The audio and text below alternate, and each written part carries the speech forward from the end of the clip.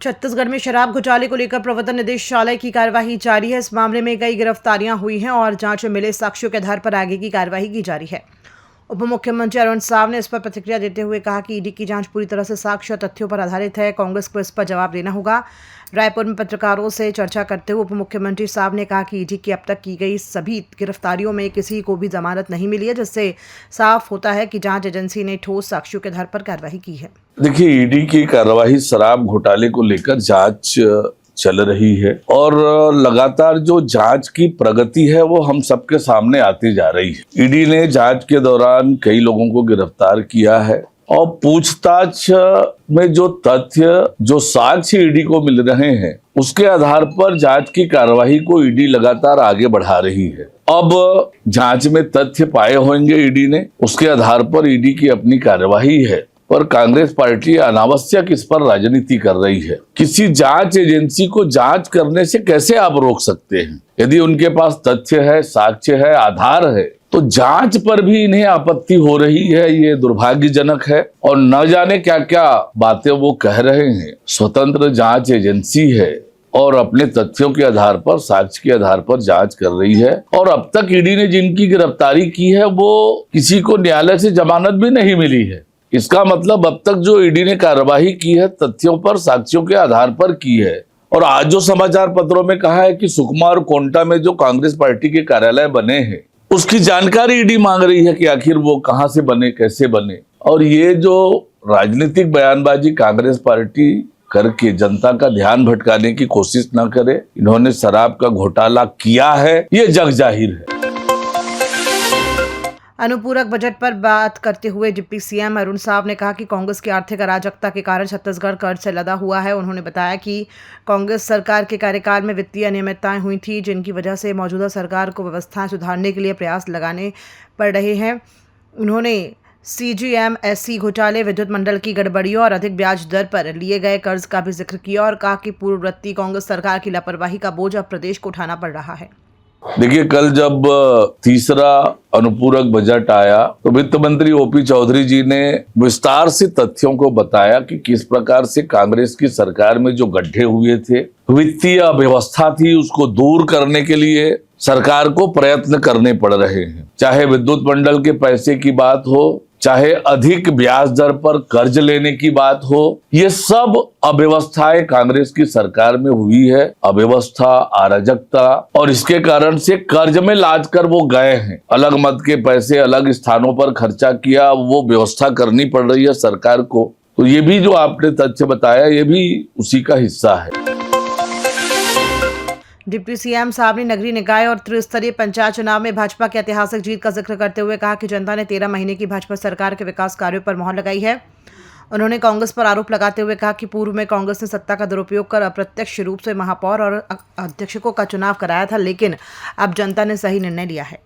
कांग्रेस ने जो कुछ किया था, चाहे नगरीय निकाय में अप्रत्यक्ष प्रणाली से चुनाव करके, चाहे सत्ता का दुरुपयोग उन्होंने किया था, आज नगरीय निकाय और पंचायत के चुनाव के परिणाम आए हैं। वो स्पष्ट बताता है कि जनता ने मुहर लगाई है हमारे 13 महीने के सरकार के कामों का। और इतना ऐतिहासिक बहुमत के बाद भी ये लोग अनर्गल आरोप लगा रहे हैं। कांग्रेस पार्टी को आत्मावलोकन करना चाहिए कि इतनी बुरी हार उनकी क्यों हो रही है।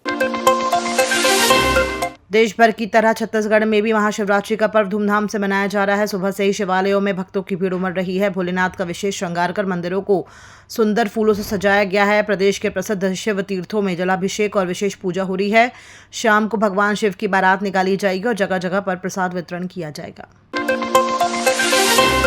दिल्ली विधानसभा में कैग रिपोर्ट पेश होने के बाद छत्तीसगढ़ के उप मुख्यमंत्री अरुण साव ने केजरीवाल सरकार पर तीखा हमला बोला।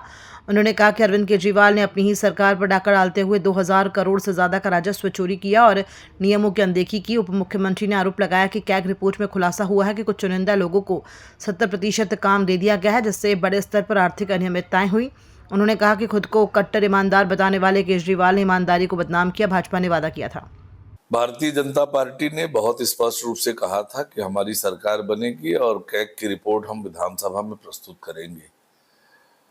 और आज दिल्ली विधानसभा में कैग की रिपोर्ट प्रस्तुत की गई और रिपोर्ट में स्पष्ट रूप से ये खुलासा होता है कि कैसे 2000 करोड़ रुपए से अधिक की राजस्व की हानि दिल्ली सरकार को अरविंद केजरीवाल की सरकार ने पहुंचाई, नियमों का उल्लंघन किया, कैबिनेट में ले गए नहीं, और कैसे कुछ लाइसेंसी को लाभ पहुंचाने के लिए 70% काम 3 लोगों को दिया, 30% काम में बाकी लोग, शराब दुकानें आवासीय क्षेत्रों में खोली। कुल मिला के बहुत बड़ा शराब घोटाला अरविंद केजरीवाल की सरकार ने किया है। यह कैग की रिपोर्ट से स्पष्ट होता है। कट्टर ईमानदार कहने वाले अपने आप को जिस प्रकार से सारी नियम प्रक्रिया को ताक में रखकर दिल्ली सरकार को 2000 करोड़ रुपए से अधिक का राजस्व का नुकसान पहुंचाया, ये ऐसी सरकार है जिसने अपने ही खजाने पर डाका डालने का काम किया। और दूध का दूध पानी का पानी कैग रिपोर्ट दिल्ली के विधानसभा में प्रस्तुत होने से हो गया है। छत्तीसगढ़ विधानसभा के बजट सत्र में तृतीय अनुपूरक बजट पारित किया गया। मंत्री चौधरी ने कहा कि सरकार वित्तीय प्रबंधन सुधार रही है और पुराने वित्तीय गड्ढों को भरने का काम कर रही है। ब्याज की बचत और पूंजीगत व्यय बढ़ाने के लिए ये बजट लाया गया है। वहीं विपक्ष के नेता भूपेश बघेल ने इसे सिर्फ आंकड़ेबाजी करार दिया और सवाल उठाया कि क्या 31 मार्च तक ये राशि खर्च हो पाएगी। उन्होंने मनरेगा, पीएम आवास और अस्पताल परियोजनाओं को लेकर सरकार को घेरा। सरकार आरबीआई के नियमों के तहत 2000 करोड़ का लोन लेकर वित्तीय स्थिति सुधारने की बात कह रही है। देखिए, जो हम लोग 168 करोड़ का मुख्य बजट, 800 करोड़ का दिसंबर में सप्लीमेंट्री और अभी ये लगभग 189 करोड़ के आसपास का बजट हो गया। लेकिन इस बजट का मतलब क्या है कि कुनकुरी में आप 220 बिस्तर का अस्पताल के लिए बजट में प्रावधान किया है, लेकिन वहाँ ईंट नहीं रख पाए। एयर स्ट्रिप के लिए आपने का बजट रखा है, आप कुछ नहीं कर पाए। इस साल आप गरीबों को चावल मतलब चना नहीं दे पाए। इस साल मनरेगा के काम शुरू नहीं हो पाया है। 8000 करोड़ का तो आपने पीएम आवास के लिए पैसा रखा, लेकिन दिया कितने का है? तो ये केवल आंकड़ेबाजी हैं।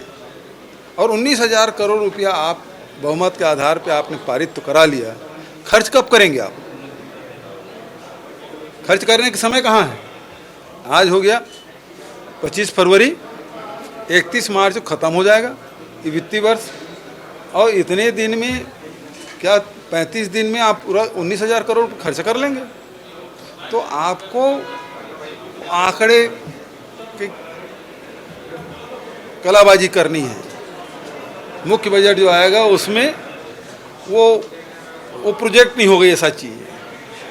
क्योंकि इधर बजट में आ गया तो वो फिर FRBM एक्ट वगैरह ये वो सब आई बास, फिर OP जैसे कलेक्टर लोग करते हैं ना, सब ऊपर ठीक रहना चाहिए। तो नीचे भले कुछ हो। एक उदाहरण है, मुख्यमंत्री क्षेत्र में 220 बिस्तर का अस्पताल आप बोले हो, वो कहीं दिख नहीं रहा है। तो ये स्थिति सरकार की है।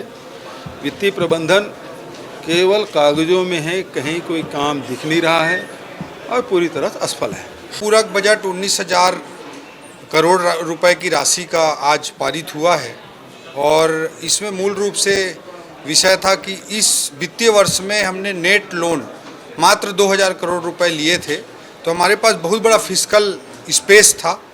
तो हमने ये तय किया कि लोन ना लेकर के वही लेना एक विषय हो सकता था। दूसरा, RBI के FRBM जो रूल्स हैं उसके तहत जो हमारी लोन लेने की कैपेसिटी है उसको उपयोग करते हुए पुराने सरकार के गड्ढों को पाटने का काम हम कर लें, ताकि आने वाले 1 साल 2 साल बाद हमको अलग अलग जगहों में दिक्कतें ना आए। तो हमने दूसरे रास्ते को चुना और व्यक्तिगत वाहवाही लेने के बजाय हमने तय किया कि पुराने गड्ढों को पाटें, ताकि छत्तीसगढ़ के भविष्य के लिए भविष्य में दिक्कतें ना आए और विकास की रफ्तार को आगे हम और तेज कर सकें। इस दृष्टिकोण से चाहे मार्कफेड के लोन की वापसी हो, चाहे नान में लोन की वापसी हो, या इंडस्ट्री विभाग के पुराने पेमेंट्स देना हो, या रोड डेवलपमेंट कॉरपोरेशन के लोन का प्री पेमेंट करना हो, या हाउसिंग बोर्ड के जेडी के क्वार्टर्स के लिए गए लोन की वापसी हो, या पुलिस हाउसिंग के लोन के लिए प्री पेमेंट करना हो, ताकि ब्याज की भी बचत हो सके। इन सब रास्ते को हमने चुना और 19,000 करोड़ का बड़ा अनुपूरक पास किया, विधानसभा के माध्यम से पास कराया है, और इससे छत्तीसगढ़ के विकास की रफ्तार को भविष्य में बल मिलेगा। और गड्ढे अगर बने रहते, पानी अगर भरा रहता, तो उसमें भविष्य में मच्छर और मक्खियाँ तो पैदा होती और वो विकास के रास्ते को धूमिल करती। तो ये हमने निर्णय लिया, और फिनेंशियल मैनेजमेंट जिसमें हम बेटर स्पेस से लोन ले सकें, ब्याज को हम कम कर सकें, SCA जो रिफॉर्म बेस्ड डेवलपमेंट है उसके तहत स्पेशल कैपिटल असिस्टेंस भारत सरकार का प्राप्त कर सकें रिफॉर्म करके, इन सारी चीज़ों को हमने इस अनुपूरक में पुष्ट किया है। और मैं गर्व के साथ बताना चाहूँगा कि आदरणीय मुख्यमंत्री जी के नेतृत्व में अलग अलग रिफॉर्म्स को इंट्रोड्यूस करके 6,000 करोड़ रुपए से अधिक की राशि जो 50 साल के लिए ब्याज मुक्त अनुदान की तरह मिलती है, उसे हम 6,000 करोड़ रुपए से अधिक की राशि भारत सरकार से प्राप्त कर पाए हैं, जो छत्तीसगढ़ ये कर पाने वाला देश का one of the best performing state है। और इस तरह के फिस्कल मैनेजमेंट के बेस्ट चीज़ों को हमने करके दिखाया है, ताकि भविष्य में छत्तीसगढ़ की वित्तीय व्यवस्था बेहतर बनी रहे। हम महतारी वंदन का, किसानों का, युवाओं का, प्रधानमंत्री आवास का, सबकी राशि भुगतान कर सकें, और छत्तीसगढ़ में सड़कों के विकास के लिए, पुल के विकास के लिए, इरिगेशन के विकास के लिए, औद्योगिक विकास के लिए, पर्यटन के विकास के लिए पूंजीगत व्यय भी सुनिश्चित कर सकें। इसके लिए एक समग्र नीति पर काम करके हम आगे बढ़ रहे हैं।